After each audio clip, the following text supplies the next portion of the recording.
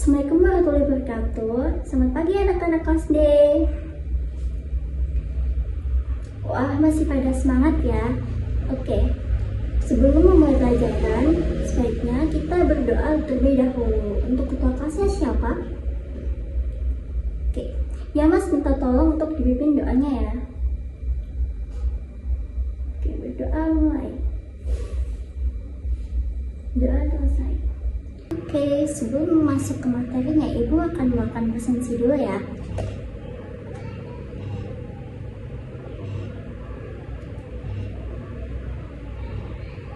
Anak, bintang,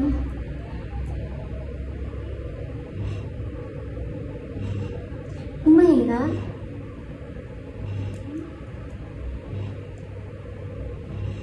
Natsir,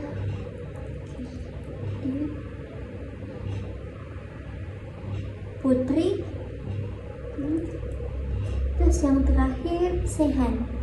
Oke, hadir semua ya berarti.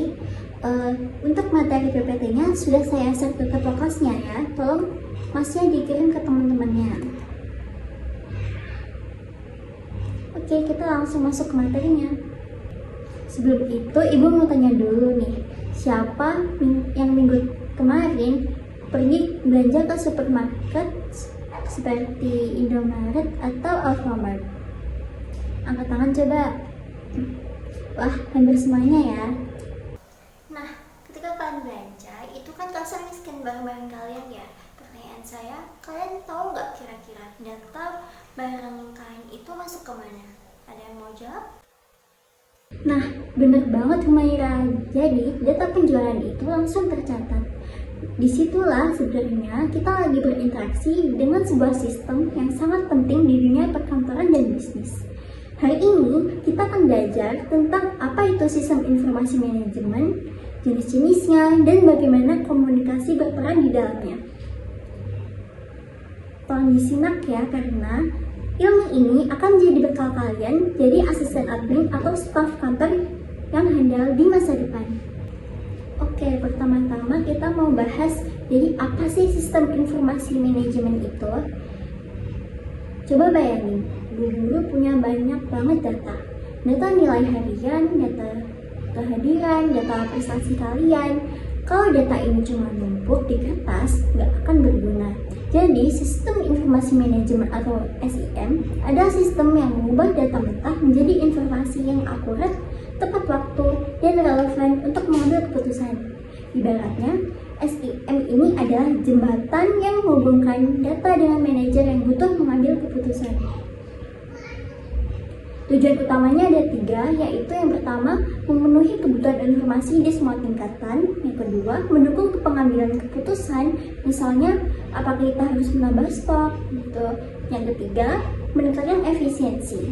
Kalau dulu ngitung soal stok manual nih, sekarang itu bisa tinggal klik, terus keluar laporannya. Nah, dalam perusahaan ada beberapa jenis sistem informasi. Saya kasih analogi gampangnya ya. Yang pertama, itu TPS atau Sistem Pemrosesan Transaksi. Ini adalah fondasinya. Ingat kasir tadi?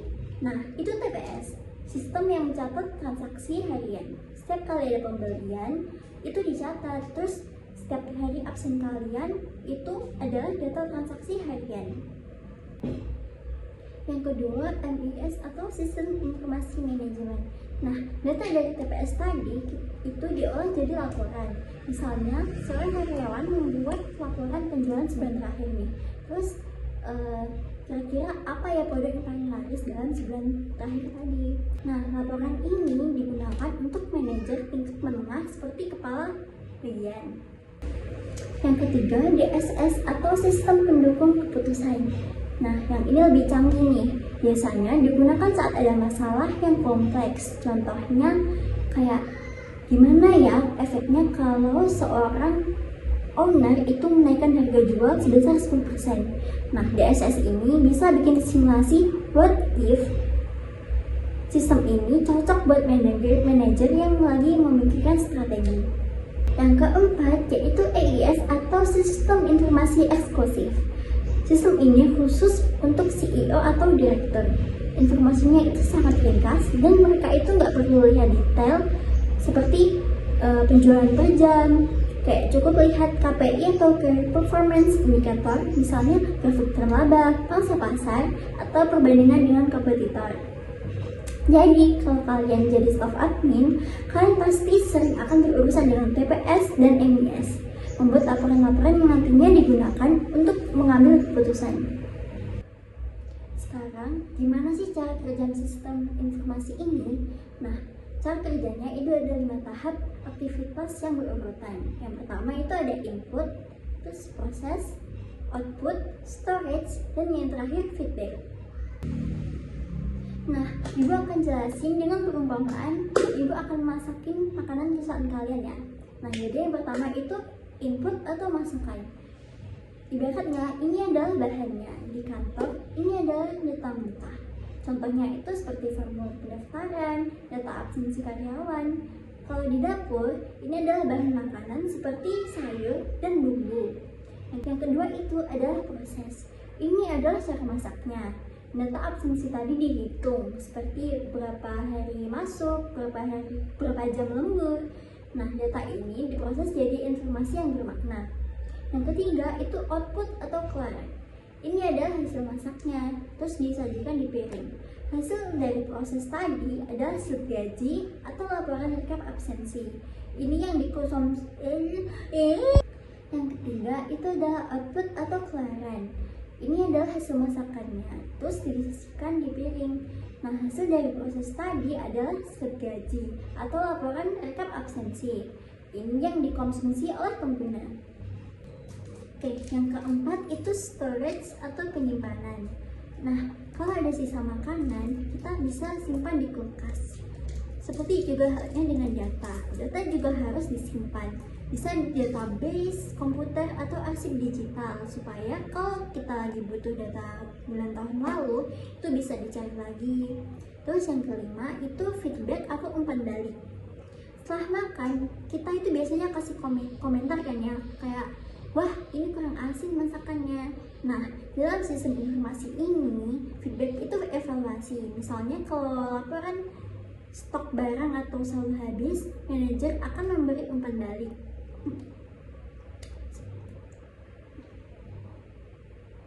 Seperti proses input pemesanannya itu harus dipercepat. Nah, paham ya konsepnya?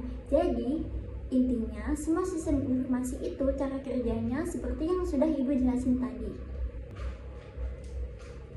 Oke, setelah tahu datanya, sekarang kita bicara tentang bagaimana menyampaikan informasi tersebut, yaitu komunikasi. Siapa yang tahu unsur-unsur komunikasi di sini angkat tangan? Oke, apa sih Han?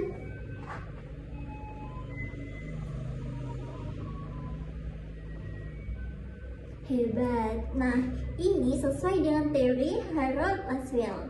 Ada 5 unsur, yaitu komunikator, pesan, media, komunikan, dan efek. Jadi di kantor itu komunikasi terbagi menjadi 2, yaitu formal dan informal. Komunikasi formal itu mengikuti struktur organisasi, ada yang vertikal seperti atasan ke bawahan, terus memberikan perintah, atau bawahan ke atasan seperti laporan. Ada yang horizontal, yaitu seperti antar rekan kerja setingkat, misalnya bagian keuangan koordinasi dengan bagian marketing. Dan ada yang diagonal. Nah, diagonal ini berbeda level dan bagian. Contohnya itu staf administrasi langsung menghubungi manajer produksi. Lalu ada komunikasi informal. Ini adalah komunikasi yang tidak terikat struktur. Contohnya apa? Ada yang tahu nggak? Ya, seperti guyonan di kantin atau nggak usah. Lalu ada komunikasi informal. Komunikasi ini adalah komunikasi yang tidak terikat struktur. Contohnya itu seperti guyonan di kantin, terus kabar burung, terus yang sering disebut grapevine. Meskipun tidak resmi, komunikasi ini penting untuk membangun kekompakan tim. Dan yang terakhir, ada juga yang namanya komunikasi internal di dalam perusahaan dan komunikasi eksternal. Nah, selain dua itu ada juga yang namanya komunikasi internal. Komunikasi ini biasanya ada di dalam perusahaan, dan komunikasi internal biasanya berada dengan pihak luar seperti pelanggan dan pemasok. Nah, sekarang yang paling penting sebagai calon profesional MPLB, kita itu nggak cuma pintar ngolah data dan komunikasi, kita harus punya etika profesi. Etika itu berasal dari bahasa Yunani ethos, yang artinya kebiasaan atau watak. Ini adalah pedoman yang mana baik dan buruk. Bayangkan kalian sudah bekerja sebagai staf administrasi. Ada beberapa etika yang wajib kalian terapkan, di antaranya pertama, menjaga kerahasiaan. Ini nomor 1. Dokumen perusahaan, data pelanggan, gaji karyawan, itu semuanya rahasia. Jangan pernah bocorkan ke pihak yang tidak berkepentingan. Kalau kalian melanggar ini, sanksinya bisa berat. Yang kedua, bersikap profesional. Seperti datang tepat waktu, berpakaian rapi, terus jangan pernah mencampur adukan urusan pribadi dengan pekerjaan kalian ya. Kalau lagi kerja, fokus kerja.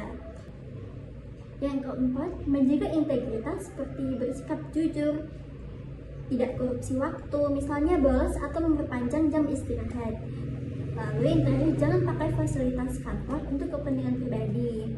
Yang kelima, menghargai rekan kerja. Seperti bisa kerja sama dengan tim, terus kita itu tidak boleh diskriminasi antar teman satu tim ya. Dan terakhir itu harus toleransi. Dengan menerapkan etika ini, kalian bukan cuma sukses secara karir, tapi juga akan membawa nama baik perusahaan tempat kalian bekerja. Baik, kita sudah belajar banyak ya hari ini. Sebelum itu, Ibu mau review singkat materi yang sudah Ibu jelaskan tadi biar kalian itu ingat ya. Nah, yang pertama, SIM.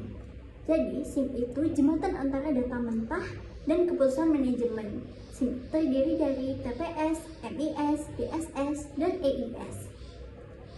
Terus, sistem informasi bekerja melalui 5 tahap. Apa aja tadi? Ya, input, proses, output, storage, dan feedback.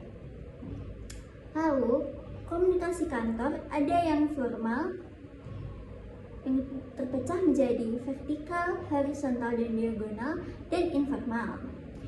Dan yang terpenting, sebagai generasi MPLB, kita harus menjunjung tinggi etika profesi seperti menjaga rahasia, profesional, santun, integritas, dan menghargai rekan kerja. Sebagai refleksi, coba kalian dalam hati